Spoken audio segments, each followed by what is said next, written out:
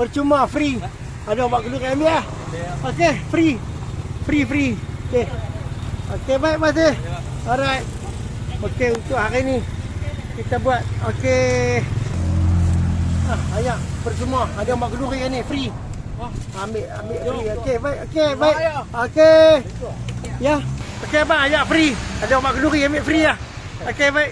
Okey, sama. Apa nama? Esok nak raya haji. Okey, hari ni kita ada yang berpuasa Arafah. Jadi ada seorang sahabat tu daripada seorang toke buah dot bagi kat kita sebanyak RM100 dan beliau suruh kita buat kenduri dah sempena hari puasa Arafah ni. Jadi beliau kata tak apa, bagilah kat siapa saja. Tak kisahlah, bagi kat siapa saja. Esok hari raya haji 10 bulan Zulhijjah. Jadi 9 bulan Zulhijjah dia suruh bagi kat orang lah.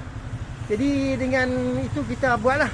Cumanya video kita tak buat banyak-banyak, kita tak buat panjang-panjang lah. Sebabnya ada orang yang suka dengan kamera, ada orang tak suka dengan kamera. Jadi kita buat setakat yang kita ambil lah, yang mana yang kawan-kawan yang orang kata apa, sporting tu boleh lah kita ambil video dia. Okey, itu saja. Terima kasih kepada penyumbang. Semoga dimurahkan rezeki, dipermudahkan urusan dunia akhirat, diberi kesihatan yang baik. Ya sahabat, okey.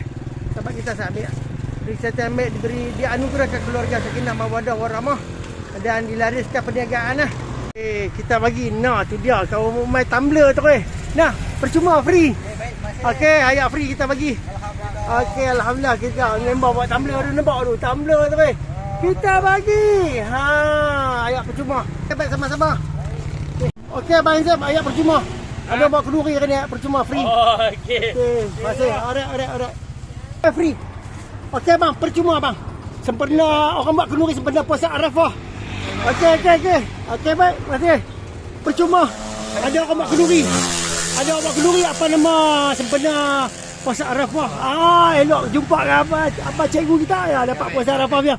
Okey, baik. Okey, alhamdulillah selesai dah sudah. RM100 yang orang suruh buat sumbangan untuk puasa Arafah. Cikgu kita last. Okey. Cikgu kita last tu. Alhamdulillah kita selesai dah. Okey, terima kasih abang. Terima kasih abang. Amanah abang telah saya tunaikan. Okey. Alhamdulillah. Jadi selesai dah. Semoga dimurahkan rezeki yang barokah berlimpah, semoga dipermudahkan segala urusan dunia akhirat. Okey, semoga dilariskan perniagaan lah. Okey, makasih banyak. Semoga dia anugerahkan keluarga yang sakinah mawaddah warahmah. Okey, jumpa lagi, bye bye. Assalamualaikum.